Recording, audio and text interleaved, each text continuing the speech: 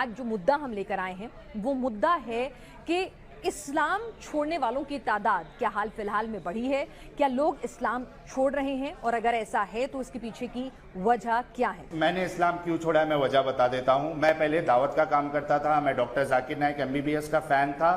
لوگوں کو اسلام کی دعوت دیتا تھا اور اسلام سے بڑی محبت کرتا تھا. لیکن جب میں نے اسلام کا مطالعہ کیا, اس کو پڑھا, تو کئی ساری چیزیں میرے سامنے ایسی نظر آئی جو مجھے انسانیت کے بالکل خلاف نظر آئی. اسلام جو ہے وہ لوگوں کو دو کیٹیگری میں باندھتا ہے, ایک ایمان والا یعنی مسلم اور دوسرا کافر. کافروں کے لیے اسلام کہتا ہے کہ یہ انکلین ہے, امپیور ہے, ورسٹ آف کریچر ہے. میں نے پہلے والے سیگمنٹ میں اس کا حوالہ دے دیا ہے. اسی وجہ سے چھوڑا کہ میرے کو اس میں انسانیت نظر نہیں آئی. دوسرے مذہبوں کے لیے اس میں ہیٹ بھرا پڑا ہے, دوسرے لوگوں کے لیے ہیٹ بھرا پڑا ہے. یہ کہتا ہے کہ جو انبیلیورز ہیں ان کے ساتھ جا کے آپ لڑائی کرو جب تک کہ وہ یا تو اسلام نہ قبول کر لے یا تو جزیہ نہ دے. تو یہ سب چیزیں, پھر اس کے بعد اسلام میں سیکس لیوری کا کانسیپٹ ہے. مولانا رشیدی صاحب, کیا واقعی میں لوگ ایکس مسلم بن رہے ہیں؟ کیا واقعی میں لوگ اسلام چھوڑ رہے ہیں, یا پھر ایک الگ طرح کا پروپیگنڈا چل رہا ہے اس وقت پوری دنیا بھر میں, جہاں ہم ایسے فورمز دیکھ رہے ہیں ایکس مسلم؟ دیکھیے, میں آپ کو ایک چیز بتا دیتا ہوں. قرآن کہتا ہے ان الدین عند اللہ الاسلام. اللہ کے نزدیک سب سے پسندیدہ دین اسلام ہے, سب سے پسندیدہ دین. اور اللہ کو فرق نہیں پڑتا اگر ساری دنیا مل کر نماز پڑھنا چھوڑ دے, اللہ کو ماننا چھوڑ دے, رسول کو ماننا چھوڑ دے, قرآن کو ماننا چھوڑ دے. اللہ کو فرق نہیں پڑتا کہ وہ جتنا بڑا ہے اس سے کم ہو جائے گا, یا اگر ساری دنیا مل کر نماز پڑھنا شروع کر دے, قرآن کو پڑھنا شروع کر دے, وہ جتنا بڑا ہے اس سے بڑا ہو جائے گا. ایسا کچھ فرق نہیں پڑتا. آپ نے کہا کہ اللہ کو فرق نہیں پڑتا ہے کہ کوئی نماز پڑھے نہیں پڑھے, اسلام میں رہے نہیں رہے. اگر اللہ سبحانہ و تعالیٰ کو واقعی میں فرق نہیں پڑتا ہے تو نماز نہ پڑھنے پہ سزا کیوں, روزے نہ رکھنے پر سزا کیوں, جہنم میں کیوں جلائے گا اللہ اگر اللہ کو فرق ہی نہیں پڑتا ہے؟ کیونکہ اگر فرق نہیں پڑتا پھر بھی سزا دے رہا ہے تو یہ illogical, نان سینسیکل بات ہے.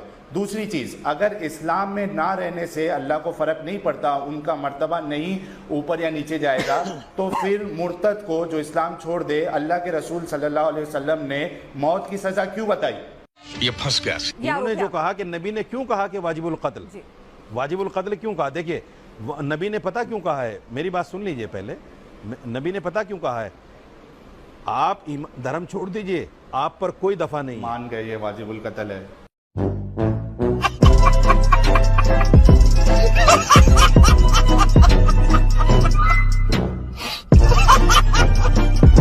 سنیے, میں مانا نہیں ہوں, ابھی تو میں نے بات ہی نہیں کی اس پر.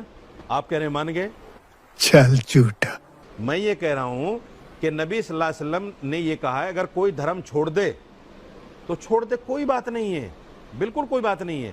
نہ نبی اس پر کچھ کہتے ہیں نہ قرآن اس پر کچھ کہتا ہے. کوئی اسلام کو مانے نہ مانے, ہزاروں کروڑوں اربوں خربوں لوگ ہیں جو نہیں مانتے اسلام کو. کیا ہم سب کو مارتے پھریں گے؟ کیا سب کو قتل کرتے پھریں گے؟ قرآن نے تو نہیں کہا ایسا. مجھے آپ ایک چیز بتائیے, وہ نبی جس نبی کے اوپر ایک بڑھیا کوڑا ڈالا کرتی تھی روزانہ, اور کچھ مدت کے بعد میں وہ بڑھیا بیمار ہو گئی اور کوڑا اوپر سے نہیں آیا, تو آپ اس کی تیمارداری کے لیے چلے جاتے ہیں. وہ نبی جس نے یہ کہا ہو کہ اگر آپ کا پڑوسی بھوکا رہ جائے اور آپ پیٹ بھر ہیں تو آپ مسلمان نہیں ہو سکتے. اگر آپ, وہ نبی اگر یہ کہے کہ اگر آپ نے اپنے پڑوسی کی تیمارداری نہیں کی, اپنے پڑوسی کا خیال نہیں رکھا, تو آپ مسلمان نہیں ہو سکتے. ایسے نبی کو کیا آپ کرٹیسائز کریں گے صرف یہ سوچ کر کہ میں ایکس مسلم ہوں یا میں مسلمان نہیں ہوں, میں ہندو ہوں یا جو ہے عیسائی ہوں یا کوئی بھی دھرم رکھتا ہوں؟ ایسا نہیں ہوتا, یہ انصاف کا تقاضا نہیں ہے. میں مولانا صاحب کو چیلنج کرتا ہوں کہ انہوں نے جو کوڑے والی یہ بتایا ہے, واقعہ بتایا ہے کہ وہ جو بڑھیا تھی وہ کوڑا پھینکتی تھی اور رسول اللہ ایک دن وہ نہیں آئی تو رسول اللہ گئے ان کی تیمارداری کے لیے. میں مولانا صاحب کو چیلنج کرتا ہوں آج ٹی وی شو پہ کہ اس واقعے کی دلیل دے دے, کون سی آتھینٹک حدیث میں لکھا ہوا ہے میں اسلام قبول کرنے کے لیے ریڈی ہوں. یہ جھوٹ پروپیگنڈا یعنی جھوٹی باتیں یہ پھیلائی جاتی ہے. قرآن یہ کہتا ہے کہ جو آدمی کسی ایک انسان کو قتل کرتا ہے وہ ایسا ہے فَكَأَنَّهُمَا قَتَلَ النَّاسَ جَمِيعًا, जैसे उसने पूरी इंसानियत को कत्ल कर दिया। जो साहिल पढ़ के सुना रहे हैं ये क्या है? देखिए मैं तो जानती नहीं हूँ, मैं तो हवाला दिया, मैं बता रहा हूँ ये गूगल यूनिवर्सिटी है जहाँ से ये पढ़ रहे हैं। देखिए मैं आपको एक चीज बता देता हूँ, सुनिए। अरे भाई ये गूगल यूनिवर्सिटी है, इसको छोड़ दीजिए। यूनिवर्सिटी नहीं है, मैं इस पर ईमान नहीं रखता। आपके सुनिए इसको छोड़ दीजिए मेरे भाई, मेरी बात सुनिए।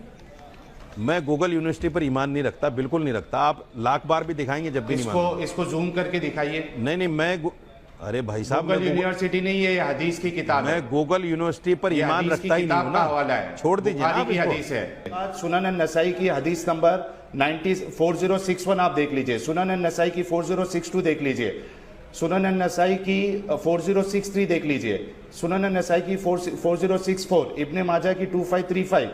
हदीसों की लाइन लगा सकता हूं मैं। जितने लोग देखेंगे, जितने मुसलमान देखेंगे, सब लोगों को ये पता चलेगा कि मैंने जो हदीसें बताई है बिल्कुल ऑथेंटिक है। और मौलाना राशिदी साहब जो है जबरदस्ती इससे पीछा छुड़ा रहे हैं। अच्छी बात बोली, आपको अच्छी लगी तो ऐसे थोड़ा मार दीजिए हाथ, आप थोड़ा सा मार दीजिए, एक बार मार दीजिए। क्यों कष्ट हो रहा है आपको? अगर अच्छी लगी मार दीजिए।